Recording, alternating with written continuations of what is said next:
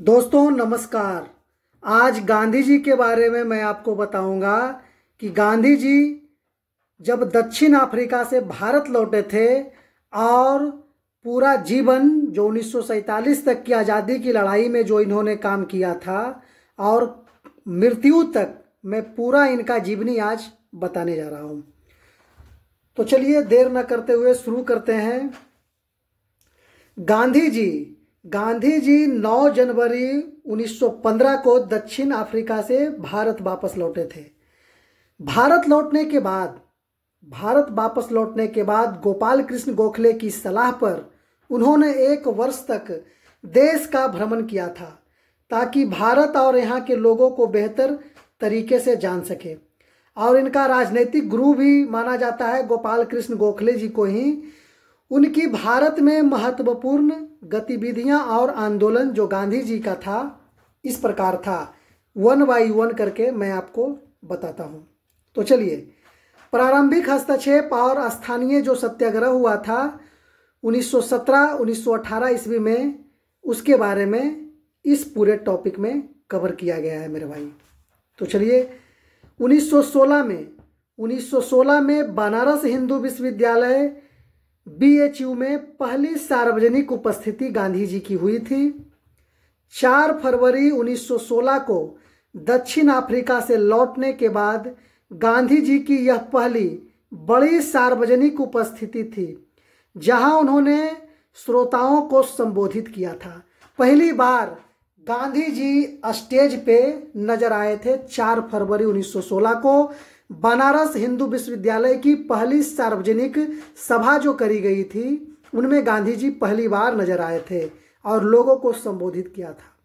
1917 की बात है जब चंपारण सत्याग्रह में गांधी जी नजर आए थे और ये चंपारण सत्याग्रह का न्योता इसी 1916 में BHU के प्रांगण में जो प्रोग्राम चल रहा था गांधी जी का, इसी में मुरली भरावा के थे, बिहार के मुरली भरावा के राजकुमार शुक्ल पश्चिमी चंपारण के, उन्होंने गांधी जी को न्योता दिया था चंपारण आने के लिए।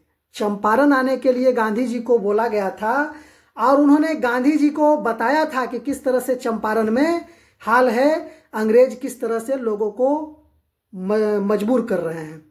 यह बिहार के चंपारण जिले में किसानों के लिए महात्मा गांधी का पहला सविनय अवज्ञा आंदोलन था। किसान तिनकठिया प्रणाली के तहत नील की खेती करने को मजबूर थे। गांधी जी की हस्तक्षेप से यह प्रणाली समाप्त हुई थी। तिनकठिया प्रणाली मतलब 3/20, 20 कट्ठा में 3 कट्ठा नील की खेती करने का प्रेशर दिया जाता था। और नील की खेती इस प्रकार की खेती थी कि जमीन को बंजर बना देती थी। चलिए, 1918 में फिर एक आंदोलन हुआ, अहमदाबाद मिल हड़ताल। अहमदाबाद गुजरात में मिल मजदूर का जो हड़ताल किया गया था यह गांधी जी की पहली भूख हड़ताल थी। भूख हड़ताल अगर बात किया जाए तो अहमदाबाद मिल हड़ताल गांधी जी की पहली भूख हड़ताल से संबंधित सत्याग्रह था। यह अहमदाबाद के कपड़ा मिल श्रमिकों के समर्थन में थी जो प्लेग बोनस समाप्त होने के बाद वेतन वृद्धि की मांग कर रहे थे। प्लेग बोनस की समाप्ति के लिए ये क्या कर रहे थे? बोनस और वेतन वृद्धि की मांग कर रहे थे। 1918 में फिर आपका हो गया 1918 में खेड़ा सत्याग्रह। इसका विवरण डिटेल्स क्या है कि यह गुजरात के खेड़ा जिले में किसानों के समर्थन में गांधी जी का पहला असहयोग आंदोलन था। फसल खराब होने और प्लेग की महामारी के कारण किसान लगान चुकाने में असमर्थ थे, जिसके विरोध में यह आंदोलन हुआ था खेड़ा सत्याग्रह 1918 में। एक बार देख लेते हैं, 1916 में गांधी जी BHU के प्रांगण में पहली बार इनका संबोधन किया था गांधी जी ने। 1917 में चंपारण सत्याग्रह में गांधी जी ने भाग लिया था और मुख्य क्या थे? मुख्य नेता भी थे। 1918 में अहमदाबाद मिल हड़ताल किया, 1918 में खेड़ा सत्याग्रह भी हुआ था। चलिए आगे चलते हैं। फिर आ गया राष्ट्रीय आंदोलन 1919 से लेकर के 1922 तक जो चला। 1919 में रॉलेट एक्ट रॉलेट एक्ट सत्याग्रह हुआ था। ब्रिटिश सरकार द्वारा लाए गए रॉलेट एक्ट, जिसके तहत बिना मुकदमे के किसी को भी गिरफ्तार किया जा सकता था, के विरोध में यह गांधी जी की पहली सामूहिक हड़ताल थी। इसके दौरान देशव्यापी विरोध प्रदर्शन हुए थे। इस रॉलेट एक्ट 1919 जो 13 अप्रैल 1919 को जालियांवाला बाग हत्याकांड हुआ था, और 1919 में ही रॉलेट सत्याग्रह आया था। इस तरह का देशव्यापी विरोध प्रदर्शन करा गया था। 1919 से 1922 खिलाफत आंदोलन और असहयोग आंदोलन, खिलाफत आंदोलन और जो असहयोग आंदोलन किया गया था 1919 में और 22 में, 1919 से 22 तक इसको बोलिए, खिलाफत आंदोलन और असहयोग आंदोलन। खिलाफत आंदोलन तुर्की के खलीफा के समर्थन में भारतीय मुसलमान का यह आंदोलन था, जिसका गांधी जी ने समर्थन किया था। असहयोग आंदोलन 1920 गांधी जी के नेतृत्व में स्वराज की मांग और ब्रिटिश सरकार से सहयोग वापस लेने के उद्देश्य से शुरू हुआ था। इस आंदोलन में उपाधियों का त्याग, सरकारी शिक्षण संस्थानों और अदालतों का बहिष्कार, चौरी चौरा कांड 1922 में हिंसा भड़काने के बाद गांधी जी ने इसे वापस ले लिया था।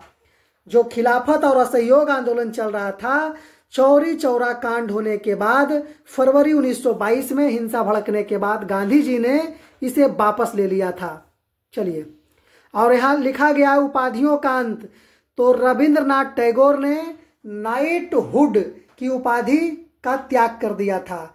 गांधी जी ने केसर हिंद की उपाधि का त्याग किया गया था। यही है उपाधियों का अंत। चलिए आगे चलते हैं।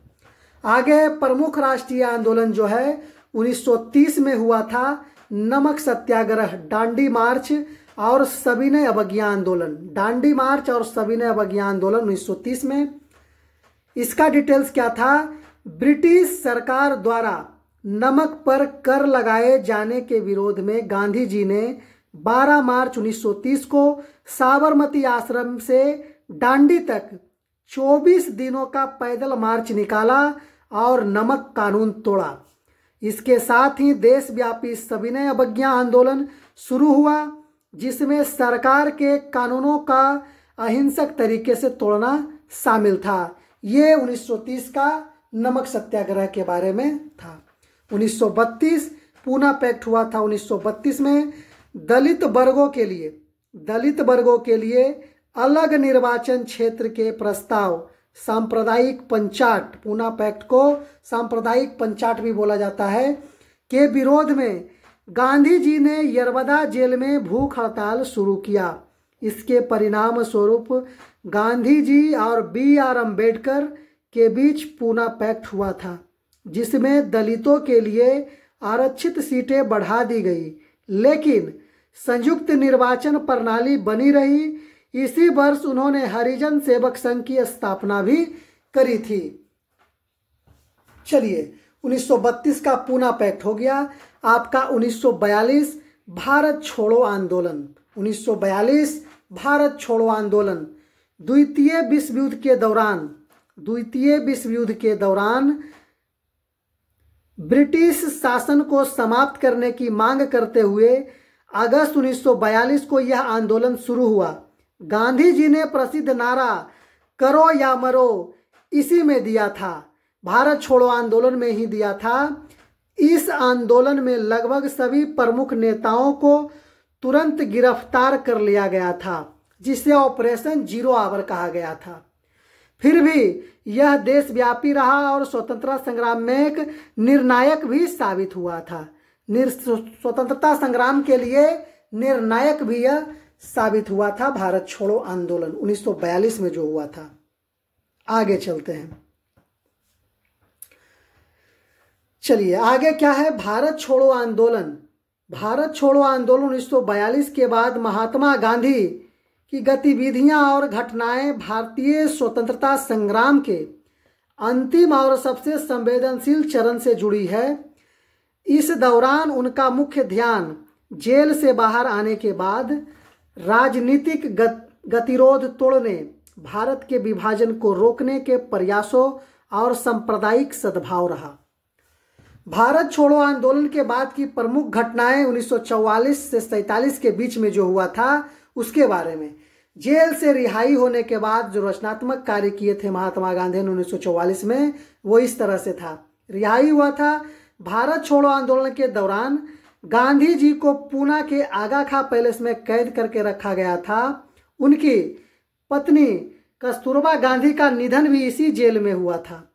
खराब स्वास्थ्य के कारण उन्हें मई 1944 में रिहा कर दिया गया था। गांधी जी को राजनीतिक गतिरोध क्या था कि जेल से बाहर आने के बाद उन्होंने राजनीतिक गतिरोध को तोड़ने का प्रयास किया, लेकिन कांग्रेस और मुस्लिम लीग के बीच विभाजन पर मतभेद बना रहा। कांग्रेस और मुस्लिम लीग के बीच विभाजन पर मतभेद रहा। महात्मा गांधी कभी नहीं चाहते थे कि देश का बंटवारा हो, हिंदू मुसलमान में बटे, लेकिन मुस्लिम लीग को ये चीज़ पसंद नहीं था। भारत के कुछ नेताओं को ये चीज़ भी पसंद नहीं था कि बड़े बड़े पोस्ट, बड़े बड़े पद मुस्लिम लीग के कब्जा में दिया जाए, मुस्लिम लीग के हाथों में दिया जाए। इसके कारण कांग्रेस और मुस्लिम लीग में मतभेद था। मनभेद नहीं था, मतभेद इस तरह से था। महत्वपूर्ण वार्ताएं और योजनाएं 1944 और 46 के बीच में जो हुआ था। गांधी और जिन्ना की वार्ता हुई थी 1944 में। गांधी जी ने मोहम्मद अली जिन्ना से बॉम्बे में बातचीत की ताकि कांग्रेस और मुस्लिम लीग के बीच गतिरोध को समाप्त किया जा सके और भारत के विभाजन को टाला जा सके। यह वार्ता विभाजन की मांग पर समझौते तक पहुंचने में विफल रही। फिर आ गया बेबल योजना, जिसे बेबल योजना और शिमला सम्मेलन 1945 में। द्वितीय विश्व युद्ध समाप्त होने के बाद वाइसराय लॉर्ड बेबल ने भारतीय नेताओं के समक्ष एक योजना रखी। इस पर विचार करने के लिए शिमला में एक सम्मेलन बुलाया गया, लेकिन इसमें मुस्लिम लीग और कांग्रेस के बीच सहमति फिर से नहीं बन पाई। गांधी जी ने इस सम्मेलन में भाग लिया, लेकिन किसी भी आधिकारिक बैठक का हिस्सा नहीं बने। आधिकारिक बैठक का हिस्सा गांधी जी नहीं बने थे, क्योंकि उनको पता था कि यहाँ बात बनने वाली है ही नहीं, क्योंकि मुस्लिम लीग अपने जिद पे अड़ी थी और कांग्रेस अपने जिद पे थी। चलिए, फिर आया कैबिनेट मिशन 1946 में। कैबिनेट मिशन 1946 में जो आया, ब्रिटिश सरकार ने भारत में संवैधानिक सुधारों पर चर्चा करने और सत्ता हस्तांतरण के लिए एक मंत्रिमंडल मिशन, कैबिनेट मिशन भेजा। गांधी जी ने शुरू से इस योजना का समर्थन किया। शुरू में इस योजना का समर्थन गांधी ने किया था, लेकिन भारत को एक संघीय ढांचा देने का प्रस्ताव इसमें जो रखा था, जो बाद में मुस्लिम लीग द्वारा इसका विरोध करने पर जटिलताएं यानी मुश्किलें बढ़ गई थी। तीसरा जो था सांप्रदायिक सद्भाव के प्रयास और नोआखली गांधी जी का जो यात्रा था, जो नोआखली में भयंकर सांप्रदायिक दंगे उठे थे, तो गांधी जी का वहाँ वो हिंसा रोकने में व्यस्त थे। 1946 में कलकत्ता और पूर्वी बंगाल में नोआखली में भयंकर सांप्रदायिक दंगे हिंदू मुसलमान का भड़क उठा था, और ये दंगा भड़काने का श्रेय दिया जाता है मुस्लिम लीग को ही। नोआखली में पदयात्रा, सत्ता हस्तांतरण और विभाजन की राजनीतिक चर्चाओं से दूर होकर गांधी जी ने 1946 के अंत और 1947 की शुरुआत में नोआखली, जो अब बांग्लादेश में है, के दंगा प्रभावित क्षेत्रों में शांति और सद्भाव स्थापित करने के लिए अकेले पदयात्रा करी थी। उन्होंने लोगों के बीच जाकर शांति, अहिंसा और भाईचारे का संदेश फैलाया। नोआखली में उनकी उपस्थिति को उनकी सबसे बड़ी नैतिक और आध्यात्मिक परीक्षा माना जाता है। चलिए, और लास्ट में हुआ था 1947 में विभाजन का विरोध और स्वतंत्रता। 1947 में जो हुआ था विभाजन का विरोध, गांधी जी ने भारत के विभाजन के विचार पर दृढ़ता से विरोध किया था। उन्होंने कहा कि यदि विभाजन हुआ तो यह मेरी लाश पर होगा, मतलब जीते जिंदगी विभाजन नहीं होने दूंगा। हालांकि परिस्थितियां और कांग्रेस नेतृत्व की मजबूरी के देखते हुए उन्हें अंततः विभाजन को स्वीकार करना पड़ा था गांधी जी को। चलिए आगे चलते हैं। स्वतंत्रता के समय 15 अगस्त 1947 को जब पूरा देश स्वतंत्रता का जश्न मना रहा था, गांधी जी दिल्ली में उपस्थित नहीं थे। वह कलकत्ता, उस समय कोलकाता बोला जाता था, वहाँ थे, जहाँ वे सांप्रदायिक हिंसा को रोकने और शांति बहाल करने के लिए उपवास और प्रार्थना कर रहे थे। उन्होंने स्वतंत्रता को एक ऐसी खुशी के रूप में देखा जो विभाजन के दुख के साथ आई थी। स्वतंत्रता हुआ था, अंग्रेजों से मुक्ति मिली थी, एक खुशी की बात थी, लेकिन जो देश का विभाजन हुआ था वो एक खुशी के साथ एक दुख भी बहुत बड़ी आई थी भारत के ऊपर। और अंतिम दिन 1947 और 48 का जो गांधी जी का था, दिल्ली में शांति प्रयास। आज़ादी के बाद गांधी जी दिल्ली लौट आए और यहाँ भी सांप्रदायिक सद्भाव स्थापित करने के लिए लगातार काम करते रहे। उन्होंने हिंदुओं और मुसलमानों से एक दूसरे के प्रति सम्मान और प्रेम रखने का आग्रह किया।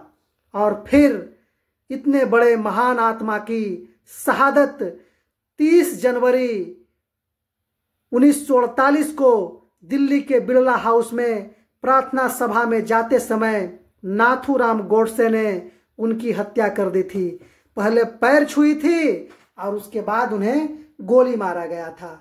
जो देश के लिए, जो सदा देश के लिए लड़े थे, कभी अपने स्वार्थ के लिए नहीं लड़े, कभी कोई राजनीतिक हस्तक्षेप के लिए, पद प्रतिष्ठा के लिए नहीं लड़े थे। और गांधी जी हमेशा देश के लिए लड़े थे।